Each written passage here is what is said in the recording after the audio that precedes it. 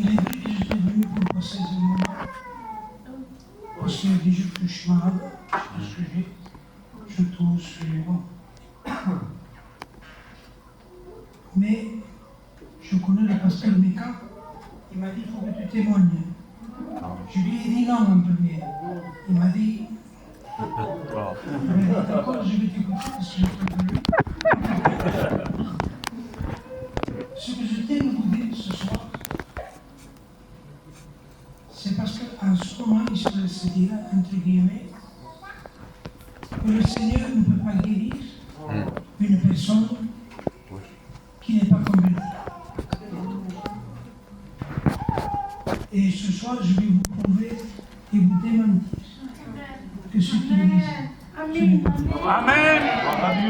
Parce que le Seigneur n'a jamais changé. C'est les hommes qui changent sa parole et ils peuvent dire ce qu'ils veulent. Mais moi, je vais vous raconter de la façon dont j'ai rencontré le Seigneur. Nous étions une famille très rebelle envers les choses de Dieu. On disait même que la Bible portait malheur chez nous.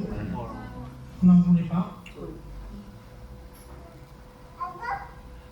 Quand les pasteurs s'approchaient de chez nous, eh bien, on n'aimait pas qu'ils viennent avec nous. Pour nous, c'était des gens qui portaient malheur. Alors, tout cela, ça ne nous intéressait pas. On allait au Sainte-Marie de la Mer, en Lourdes. Pour nous, c'était ça, suivre Dieu. On n'aimait pas notre façon. Mais on a été des gens qui nous avons vécu tout le temps, excusez-moi pour ceux qui sont comme moi, dans la beuverie, parce que nous faisions que ça. À l'âge de 10 ans, je travaillais déjà chez mon père, dans le Nord, et je travaillais derrière le comptoir. Ce que je tiens à vous dire ce soir, ma rencontre avec Dieu. Amen. Beaucoup de gens ne connaissent pas mon témoignage. Ils m'ont vu témoigner ce que je dis ces derniers temps. Mais là, je vais vous expliquer pourquoi je vous ai dit que Dieu guérit, même celui qui ne le cherche. C'était le 13 décembre 1996. Je me rappelle des jours comme si c'était maintenant. Parce que quand on passe par des épreuves, on s'en rappelle toute la vie. Je suis monté à Montpellier parce qu'on m'avait trouvé quelque chose au dos. Mais comme on disait nous, c'est rien. Tu vas passer 4 jours et ce sera fini. Mais malheureusement, ça n'a pas été ainsi. Le premier jour que je suis rentré, avant que je rentre, dès que je me fais fumer ma dernière cigarette dehors, avant que je rentre, parce que dans l'hôpital, ils ne me laisseront pas fumer. Je suis sorti dehors pour fumer une cigarette, et moi que je prenais l'ascenseur, le docteur me regarde et me dit « Qui vous êtes, vous ?» Je suis M. Baptiste, vous êtes debout? Je dis « Oui. » Non, là je boue de suite. Je n'ai pas compris, je me suis mis au lit. Quand je me suis mis dans mon lit, je ne comprenais pas, je me disais pourquoi cet homme me parle-t-il ainsi. Il m'a dit, monsieur, vous êtes même interdit, excusez-moi l'expression, de vous dégrafer les pantalons. Ne le faites jamais, ne le faites pas seul surtout. Ils vont venir des gens pour vous déshabiller et pour vous mettre en pyjama dans le lit, sur votre lit. Alors là, bon, j'ai vu que c'était un peu plus important que ce qu'on m'avait dit ici à Perpignan. Quand j'ai commencé à parler au docteur, le docteur m'a dit, voilà monsieur, vous avez, pour nous c'était une tumeur sur tous les os. On m'a donné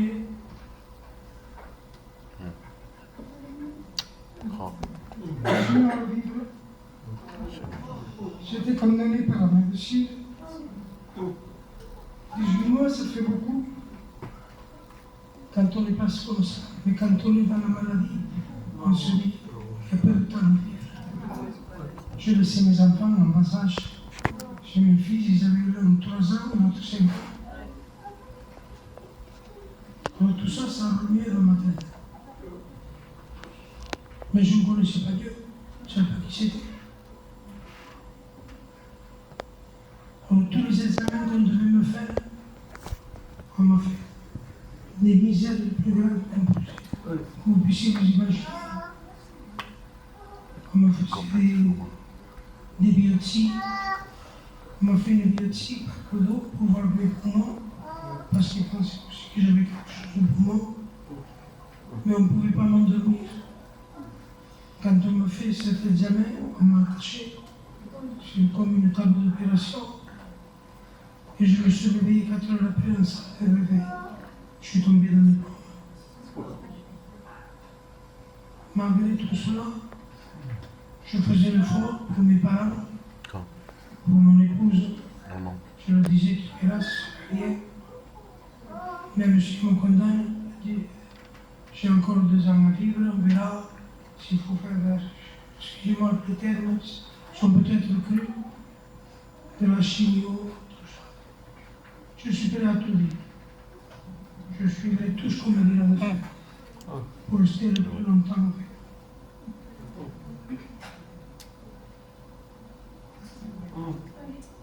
Je n'aime pas Dieu. Quand vous passez par un moment comme ça, vous vous dites Dieu, j'y pensais même pas.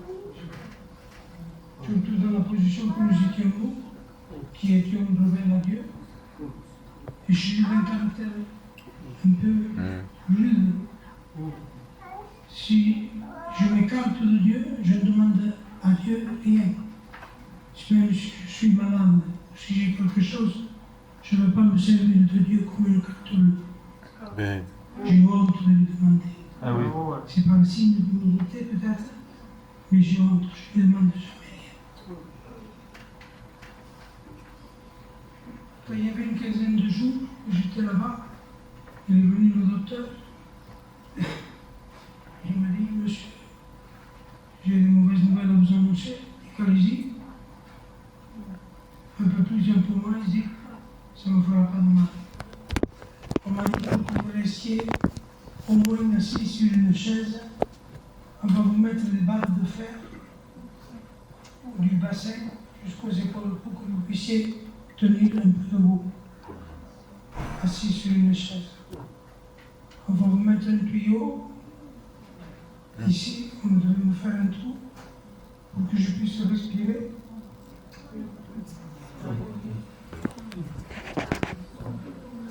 C'est des moments très difficiles de ma vie. Très difficiles. Mais un jour, comme il y avait une quinzaine de jours que j'étais à l'hôpital, j'ai demandé à ma soeur, fais-moi monter quelque chose pour écouter la musique, avec moi, n'importe quoi, parce que c'était ça, on n'avait pas les téléphones. Comme ça, je pouvais écouter la musique, ça me distraisait un peu. Et elle a fait ça. Mais elle aussi, elle ne croyait pas en Dieu. Mais elle a trouvé une cassette pour que quelqu'un parle de Dieu. Elle me l'a mis dedans. Le soir, quand j'étais dans ma chambre, j'ai vu cette cassette, mais je ne savais pas ce que c'était. Hein. Si j'avais su que c'était des critiques ou des trucs comme ça, je l'aurais jeté. Hein. Je vous dis franchement. La première chose, quand je l'ai mis, c'est la première cassette que j'ai mis. Elle me disait, toi qui es dans ton lit, toi qui es dans Amen. Amen. le pasteur parlait pour vous. Oh Dieu. Amen. Toi qui as tout ce mal dans ton corps, donne-toi à Dieu, tourne-toi vers Dieu. Gloire à Dieu. Mais je ne comprends plus pas ce que je sentais. Et là, tout d'un coup, j'ai senti comme un feu. Merci Jésus. Quelque chose que je ne comprends pas. Je ne sais pas si c'était le Saint-Esprit, tout ça, je n'ai jamais entendu parler, je ne sais pas qui c'était. Et je me suis senti mieux. Il est vrai que je suis resté 8 mois à l'IT. Je me suis levé 8 mois après. Je me suis couché en décembre et je me suis levé au mois d'août. 8 mois après. Je ne pouvais pas ni me lever pour manger, ni rien. Je devais me mettre sur le côté, boire avec une paille et manger comme ça sur un côté, mais j'avais que 2 à 3 minutes à faire. Je ne pouvais pas rester plus de temps. Parce qu'en faisant des mouvements, j'avais la moelle osseuse ici. Elle avait fondu. Et encore, j'ai les séquelles parce que tous mes os sont fondus. Ils sont restés collés ensemble. Mais quand j'ai été visité par le Saint-Esprit, je vous ai dit, il y a quelque chose qui m'a parlé.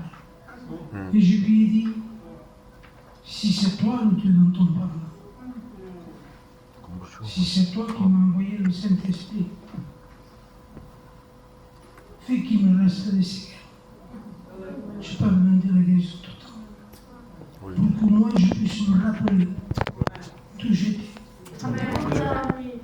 Parce que je savais que si tu me laisses, Seigneur, dans la position que j'étais avant de rentrer, je ne pourrais pas toucher. J'aimais boire, j'aimais sentir. Et avant, c'était comme ça, sortir. C'était ma vie. De ce jour-là, je n'ai plus bu encore. Je n'ai plus fumé. Amen. Parce que j'ai tout laissé tomber. Je me suis baptisé en 99, ici. Parce que là, ça a été mon église. Malgré qu'avant, oui, la première fois que je suis rentré dans une église, parce que j'avais une mauvaise opinion de l'église, pour les gitans sollicité. J'allais aux assemblées de Dieu. Mais un jour, j'ai pu parler avec un pasteur, il m'a dit non. Tu es gitan, il faut que tu ailles dans ton église. Dieu veut se servir pour toi, peut-être pour aller dans tes églises. Et c'est pour ça que je me suis rejoint. Amen. Si j'ai tenu à vous dire tout ça ce soir, c'est pour vous dire que si vous entendez des gens dire qu'il faut être vraiment converti pour que Dieu intervienne, n'écoutez pas ces mensonges. Parce qu'il est écrit qu'en fin des temps, vous entendrez tout vent de doctrine. Et on est en train d'y rentrer. Je vous remercie. Gloire à Dieu. Merci Jésus. Béni soit ton nom, Jésus. Gloire à Jésus. Nous avons des dieux qui guérissent.